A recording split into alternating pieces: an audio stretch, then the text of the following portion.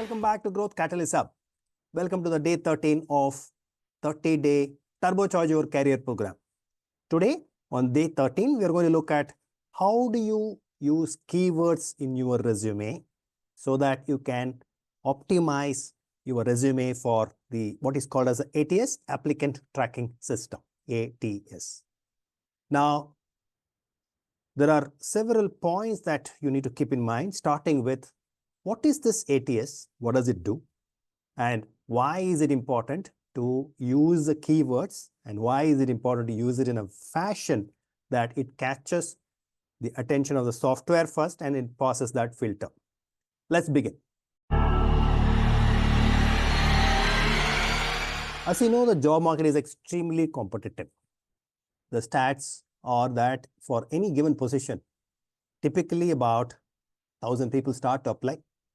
About 800 do the first level application scanning and start filling up. And about 600 actually fill up their applications. And at least 400 do send it. Which means that for any position, if you are the recruiter, you will be having about 400 applications with you, 400 resumes with you. And many times it's not manually possible for you to scan all the 400. That is where the softwares take over. The softwares, AI, whatever you call them, the fancy name given to them is Applicant Tracking System, ATS, and different companies use different forms of this.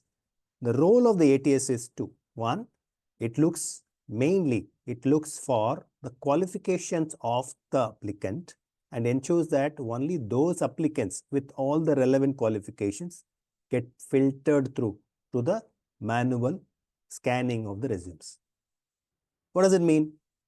The system, the AI or the ATS is instructed and trained to look for, okay, these are the 5 things that I want in my candidate who walks into my company, and look for in these candidates who have applied in their resumes, look for these 5 words.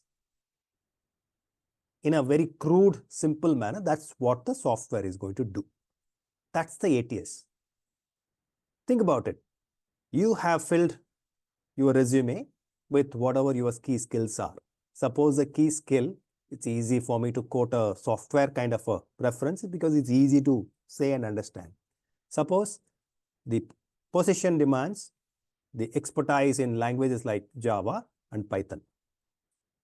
You have mentioned because you have the expertise in Python, but you don't have an expertise in Java, but you still applied. So you have called out, I'm experienced in Python. Compared to this, there are going to be other applicants who would have experience in both, and therefore they would have mentioned both in their application, in their resume. So the software which goes through your resume and their resume, it will scan and it will say that, okay, this person A has got only 1 out of the 2 qualifications, whereas this person B or C or D have got both the qualifications, 2 out of 2. So it will give more weightages to those resumes. It will keep on top of the pile, figuratively speaking, and your resume will be at the bottom of the pile. The manual checking happens typically with the top of the pile. Let's say the top 100, top 150 are going to be scanned. I don't know what they will do, but typically the top of the pile is taken. Typically the bottom of the pile, which already means that the qualification criteria, whether it is educational qualification criteria or experience criteria or the skill criteria, whatever the criteria is not adequately met.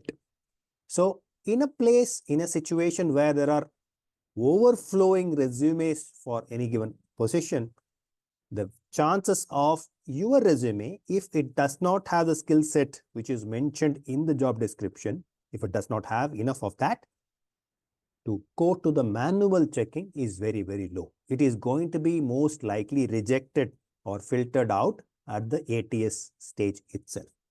That's what the ATS does.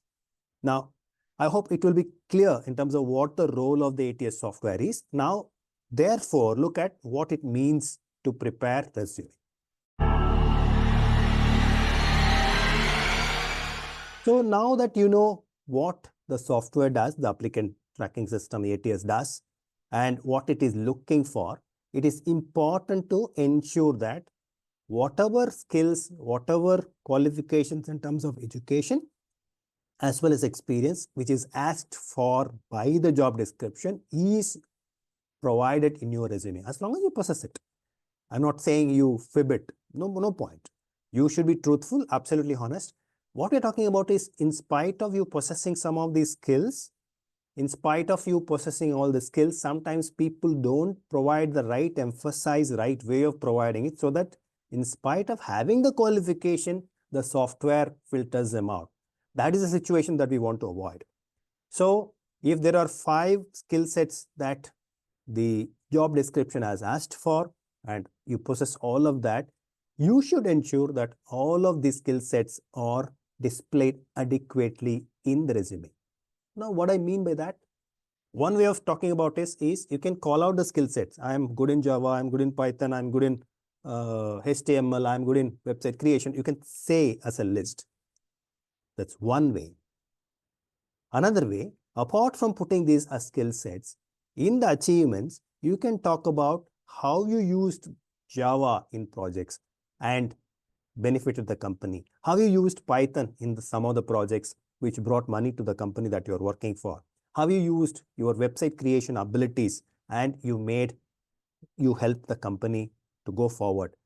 That way, it will also be easy for the recruiter when it comes to later on, once the ATS passes it, they will be able to understand what the impact you have had. And even at the ATS stage, it will be useful in terms of creating the natural higher density of the keywords. What I mean by that, if you provide your keywords only once, Java, Python, HTML, website creation, if these are the skills and you provide them as a skill set and call out only once, compared to somebody who calls them out as skills and also uses these skills naturally in talking about their achievements in their resume, they would have used these skill sets, the keywords, twice compared to you using them only once. So the software will typically give a higher weightage for those who have used it more times compared to those who have used it less times. The assumption being, if you used it more times in your resume, then maybe you have a lot more of that skill compared to somebody who have used it only once in your resume. Now, it doesn't mean that you repeat all your skills twice, thrice in your resume. It may pass the ATS, but it will still be rejected when it comes to manual entry, manual scanning. So don't do that. The way to do it is call out your skills and also use your skills naturally in talking about your achievements. Because how do you achieve anything in any company that you're working in? You have to get the achievements through your skills and talk about how you achieved something, whether it is top line achievement, bottom line achievement, cost saving, time saving, project achievement, client satisfaction. You would have achieved any of these metrics using your skills of, it could be technical skills like Java, Python, and so on. It could be soft skills like communication, leading the team, building a team, and so on and so forth. Either of this or all of this, how did you use these skills in achieving those metrics?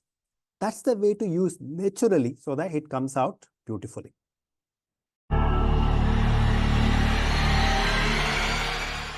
Use some of the industry specific terms, even if they are not specifically mentioned in the job description.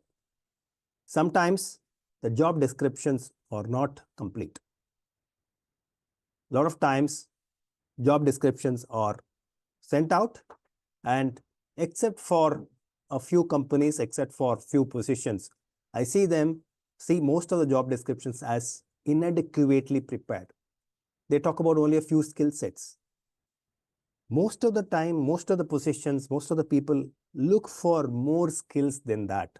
A lot of times I've seen the job descriptions talking only about few specific pointed technical skills.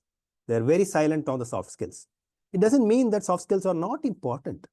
So if there are industry terms that you are anyway qualified, industry is anyway looking at it, for example, SEO, search engine optimization. If you are in digital marketing, then SEO is an important skill. And suppose you are applying for a digital marketing position, even if by any chance the job description is silent on SEO, if you have that skill, and because it is industry terminology, please do go ahead and use it adequately. And similarly, it could be in the digital marketing space, it could be Google Analytics, it could be in project management space, it could be project management certification, it could be Six Sigma certification or things like that. If something is industry standard, if something is industry terminology, industry vocabulary, even if the job description is silent on that, please do call it out so that you will be safer than sorry.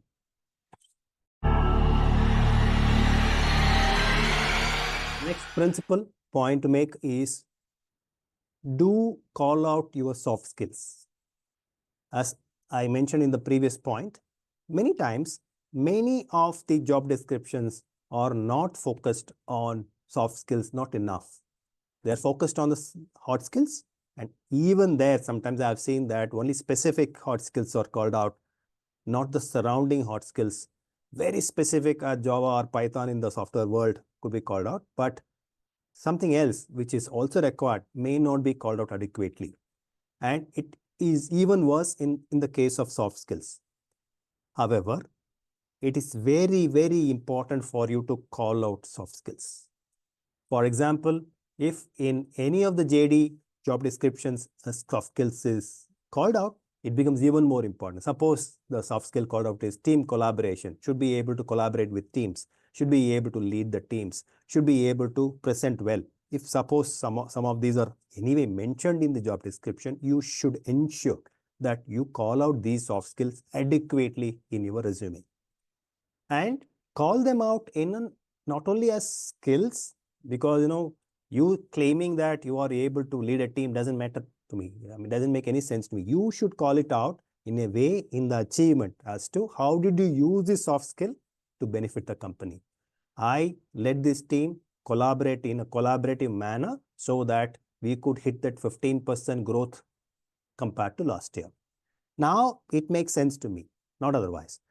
I led this project with the client in a manner that the client was extremely satisfied so that we could get the reorder from the client's business for 2 crores this year also. Now, it makes sense to me in terms of your ability to handle the client. So, you need to use the soft skills in a manner which talks about your achievement in that context. The last point, very important point when it comes to ensuring that you don't get filtered out by the ATS applicant tracking system is that don't use graphics. Don't use charts, tables, and so on. Most of the ATS even today are not equipped, are not planned, are not prepared to read this. They are prepared to read text. So play it safe. Ensure that if any graph is there in your resume is replaced by simple text. Point 2, if you are using any abbreviation, for example, the JD, the job description for the position that you're applying is asking for, to give an example, search engine optimization. Please use this term exactly as it is in your resume. Just because everybody knows search engine optimization is referred to as SEO in technical circles, don't use SEO in your resume and forget the expansion if the job description has called out search engine optimization, the full expansion in their JD. Why am I saying this? This may look like, why is this important? It is important because a lot of times the program by which the filtration happens is basis the JD, the words used in the JD. So if the JD uses search engine optimization, you better use the entire expansion just to be safe. You can always use within the brackets SEO. And similarly, for Google Analytics, use Google Analytics. Sometimes I've seen people saying GA. Not good enough. Similarly, there could be industry accepted acronyms, but to be safe, please use the entire expansion along with within the brackets, the acronym that you are using for that word. So ensure that no graphics are used, no charts, no tables, simple text is used, and use the entire expansion along with the abbreviation rather than just the abbreviation.